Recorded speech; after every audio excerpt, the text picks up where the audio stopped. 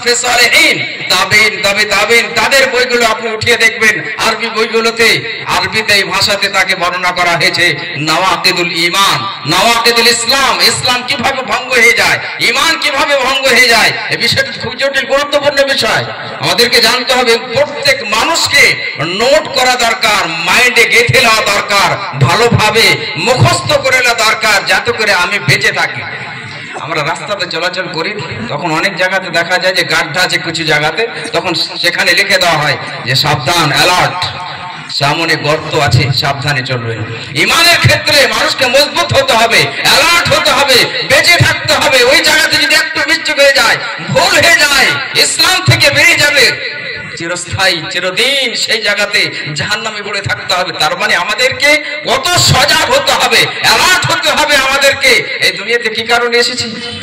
বাড়ি করতে আসে না, বিল্ডিং করতে আসে নাই, খেতে আসে নাই, শুধুমাত্র তার ইবাদতের জন্য, ঈমানকে বাঁচাবার জন্য, ঈমান নিয়ে যেন আমরা দুনিয়া থেকে বিদায় হতে পারি, তার জন্য এই দুনিয়াতে আমরা এসেছি। মাত্র কয়েকটা দিন, মাত্র স্বপ্ন।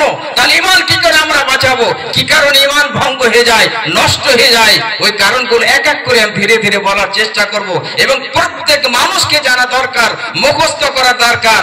আজকে যে বিষয় নিয়ে আলোচনা করার মনে করেছি, এই কয়েকটা মিনিটে অসম্ভব, অনেক সময় লাগে, কিন্তু একটা আমি শখ, একটা জজবা, একটা আপনার মধ্যে যে ভালো প্রেম প্রীতি ভালোবাসা জেগে যায় এই বিষয়ের উপরে, যে আপনি মধ্যে মধ্যে জানতে থাকবেন। ওলামায়ে কেরাম আছে, এটা বড় নিয়ামত আমরা পেয়েছি। এমন এলাকা আছে, গ্রাম আছে, যেখানে ওলামায়ে কেরাম একটা আলেম নাই। আমরা ভাগ্যবান যে ওলামায়ে কেরাম পেয়েছি। আজকে আমি শুধু ওই ভালোবাসা দিতে চাইবো যে এই জিনিসগুলো আমাদেরকে জানার দরকার, আর ওলামায়ে কেরাম আছেন, জেনে নেবেন। আজকে আমি ভাগ্যবান যে আমার নাজমা আলম সানাবিলি আমার বন্ধু, আমার ক্লাস ফ্রেন্ড সানাবিলের সাথী, সানাবিল একই বছরে আমরা পারে গিয়েছি, এবং অন্তরঙ্গ আমার বন্ধু। তাহলে আমার বিষয় সরাসরি আমি চলে যাই যে কি কি কারণে ঈমান ভঙ্গ হয়ে যায়। নোট করবেন।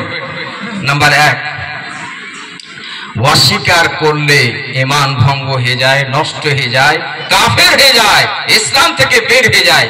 অস্বীকার কি করলে?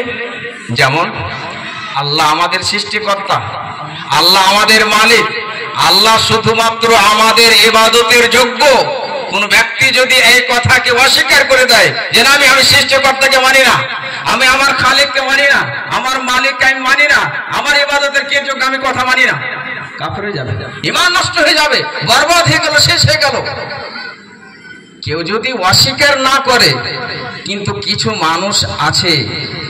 মানুষ আছে যে তারা দাওয়া করে, তারা বলে যে আমি বৃষ্টির মালিক, আমি বৃষ্টি বর্ষণ করতে পারি।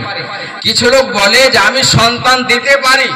আবার কিছু লোক বলে যে আমি কাউরে ক্ষতিও করতে পারি, উপকার করতে পারি। কেউ যদি দাওয়া করে, তারও ঈমান নষ্ট হয়ে যাবে, বরবাদ হয়ে যাবে।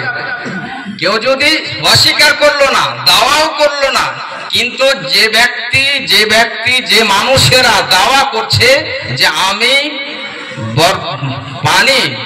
আমি বৃষ্টি বর্ষণ করতে পারি, আমি রিজক দিতে পারি, আমি সন্তান দিতে পারি, আমি মানুষের উপকার করতে পারি, ওই ব্যক্তির কিছু মানুষ যদি ওই ব্যক্তির এই কথাগুলোর উপর বিশ্বাস করে, তারও ঈমান নষ্ট হবে। কথাটা বলবো, বুঝবেন?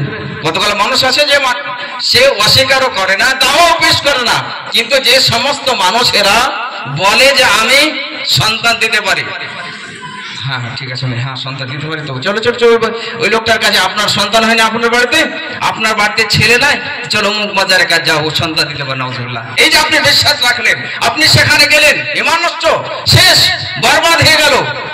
আমাদের সৃষ্টিকর্তা আল্লাহ কোরআন মাজিদের মধ্যে অনেক আয়াত এসেছে, ছোট্ট একটা আয়াতের টুকরা অংশ আপনি পড়বেন, মহব্বতে আপনি আল্লাহর ভালোবাসাতে আপনি মানে ঝুমতে লাগবেন, মজা আসবে আপনাকে। আল্লাহ তাআলা বলছেন আলা লাহুল খালকু ওয়াল আমর, আলা লাহুল খালকু ওয়াল আমর।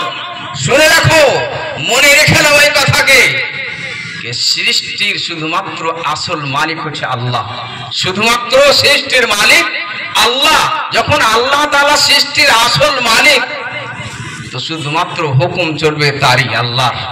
যখন উনি সৃষ্টির মালিক, আমি এই জিনিসটা যদি আমি আমার কোম্পানিতে এটাকে তৈরি করেছি, তো আমার অর্ডার হিসেবে চলবে যে না, আজকে আপনাকে দিতে পারবো না, আমি এর মালিক। তো আল্লাহ তাআলা সমস্ত সৃষ্টির মালিক, যখন আল্লাহ তাআলা সমস্ত সৃষ্টির মালিক, তো উনি ইবাদতের মালিক, ওনারই হুকুম চলবে, ওনার ইবাদত চলবে, ওনার ইবাদত ছাড়া অন্য কিছু চলবে না। তারপরে আপনি দেখেন রব্বুস সামাওয়াতি ওয়াল আরদি ওয়া মা বাইনাহুমা ফা'বুদহু, রব্বুস সামাওয়াতি ওয়াল আরদ, রব্বুস সামাওয়াতি ওয়াল আরদ, আসমানের মালিক, জমিনের মালিক, রব সৃষ্টিকর্তা, আকাশের সৃষ্টিকর্তা, জমিনের সৃষ্টিকর্তা এবং আকাশ জমিনের মধ্যে যাহা কিছু আছে তার সৃষ্টিকর্তা আল্লাহ। ফা'বুদহু, তার ইবাদত করো। তাহলে প্রথম নম্বরে আমরা জানতে পারলাম যে ব্যক্তি অস্বীকার করবে তাদের ঈমান নষ্ট হয়ে যায়, শেষ হয়ে যায়, ঈমান থেকে বেরিয়ে যায়। নাম্বার 2, যারা অহংকার করে, অহংকার করে বলে আল্লাহকে কেন আমি সাজদা করব না, আল্লাহর সামনে আমি মাথা নত করব না, আল্লাহর সামনে আমি রুকু করব না, আমি কেন আল্লাহর কাছে চাইবো। এই অহংকার যারা করবে তাদের ঈমান নষ্ট হয়ে যায়, শেষ হয়ে যায়, বরবাদ হয়ে যায়। আল্লাহ তাআলা আদম আলাইহিস সালামকে যখন তৈরি করলেন, সৃষ্টি করলেন, তখন ফেরেশতাদেরকে বললেন যে আমার আদমকে সাজদা করো, আদমকে সাজদা করো। সমস্ত ফেরেশতাগণ আদম আলাইহিস সালামকে সাজদা করলেন, কিন্তু ইবলিস শয়তান সাজদা করলো না। আবা ওয়াস্তাকবারা ওয়া কানা মিনাল কাফিরিন, আবা অস্বীকার করলো, ওয়াস্তাকবারা এবং তাকাব্বুর করলো, অহংকার করলো, ওয়া কানা মিনাল কাফিরিন, এবং কাফেরদের মধ্যে হয়ে গেল। তাহলে অহংকার করতে গেলে যে আমি রবকে সাজদা করব না, কেন আমি মাথা আল্লাহর সামনে মাথা নত করব, আমি কাউকে মানি না, সে কাফের হয়ে যাবে। নাম্বার 3, সবচেয়ে জটিল গুরুত্বপূর্ণ বিষয়, এই বিষয় নিয়ে অনেক আলোচনার দরকার, সেটা হচ্ছে শিরক। শিরক সবচেয়ে বড় পাপ।